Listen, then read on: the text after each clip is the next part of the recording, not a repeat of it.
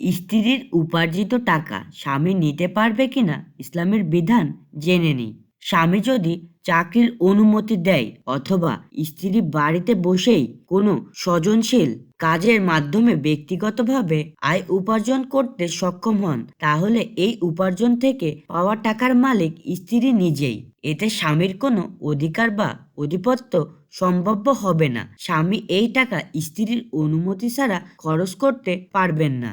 যেমন স্বামীর ব্যক্তিগত সম্পদ বা টাকা পয়সা স্ত্রীর জন্য স্বামীকে না বলে ব্যবহার করার অনুমতি নেই। আমার ভিডিওটি ভালো লাগলে অবশ্যই চ্যানেলটি সাবস্ক্রাইব করুন। এই জন্য স্বামীর মনে রাখতে হবে, স্ত্রীর উপার্জিত অর্থ তার অনুমতি ব্যতীত খরচ করা কিংবা স্ত্রীকে না জানিয়ে মা বাবা ভাই বোন থেকে শুরু করে কাউকেই ওই টাকা দিয়ে সাহায্য করা যাবে না। ইসলামে অনুমোদন দেওয়া হয়নি, এটা জায়েজ নয়।